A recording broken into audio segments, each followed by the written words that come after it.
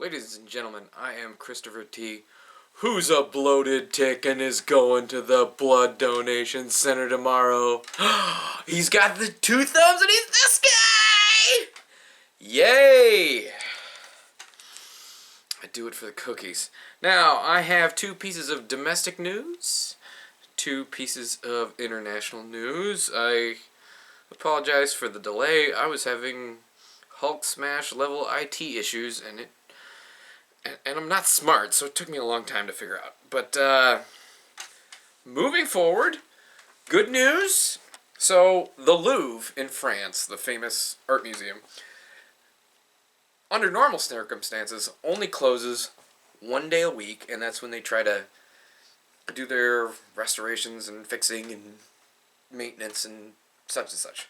Well, they've been officially closed to the public since October 30th, and they have been using this time to touch up paintings and clean things. And what I'm trying to say is, when things go back to normal, the Mona Lisa is going to be looking so hot.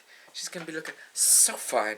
Of course, there's 40,000 pieces of art in that building, and it's all going to look good. So they're not wasting this time that the museum is closed. And that's a good story. We can feel good about that. Also, I have another feel-good story. Polaris. I'm sure you've heard of it. They make motorcycles, they make ATVs, they make side-by-sides, they make snowmobiles. Well, people are buying them. They had twice the normal sales that they would in the fourth quarter of this past year. And they're doing everything that they can to keep up with demand. So that's good. More people getting outside, enjoying the great outdoors, because it's not like you can enjoy the great indoors with other people. So that's all fine, well, and good. Yay. Going back international. So I didn't inform you of this. Maybe you heard, maybe you didn't. There was a cave-in at a gold mine. Well, cave-in might not be the wrong word, but anyway, 22 people were trapped below. And as time went by, they were able to establish communications with 10 people in one chamber, and then one person in another chamber that was closer to the surface. And between those 11, they were able to confirm that one of the 22 was deceased. But over the weekend, the 11 that we knew were alive were brought back up to the surface. And 7 of them were in good enough condition to actually walk to the ambulance, which is kind of more than you can ask for, considering they were stuck below ground without sunlight, food, or water. Well, they dug shafts to try and get them stuff, but they were trapped in the mine for 2 weeks.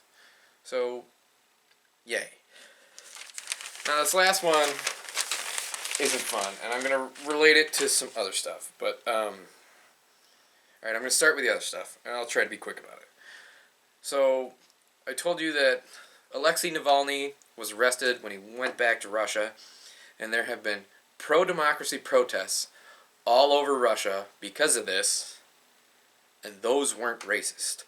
Also, people in Holland, or the Netherlands, also known as the Dutch, they've been rioting against their COVID lockdown. Also not racist. The people of Hong Kong are still doing their pro-democracy protests that they've been doing for over a year. Also not racist. And I say all of that as an aside to this one right here. I'm reading about it in the paper. I also found it on Instagram, and I got to watch the video. So I'm going to tell you about the video. So in the video, we have a vehicle in an intersection doing donuts. And there are people walking around the intersection with their cell phones, like, I'm recording this for TikTok, this is going to be awesome. But there's also another guy, kind of in the, not the background, but off to the side, where it looks like he's trying to record the trunk of the vehicle getting as close to him as possible. And so every time this vehicle comes around, you're like, the reason for this video has to be that the trunk of this vehicle is going to hit the person. And it gets close. And it gets close again. And it gets close again. And eventually it gets so close that, yeah, they hit him. And then the police SUV that had been just out of frame decides, okay, we need to arrest this person for, it's not necessarily a hit and run, it's like a hitting while donating. So they're going to decide, they have decided to arrest the driver for hitting while donating.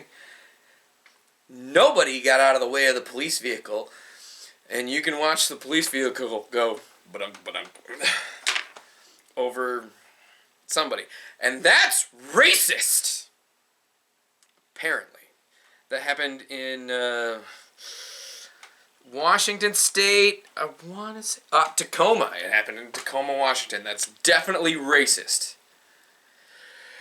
Got nothing else for you. Have a blissful night. Kiss your loved ones. Make some cookies. Enjoy some ice cream. Do what you gotta do to get through 2021. I am Christopher D. Chubb. This is CWBC News. Thank you for your time.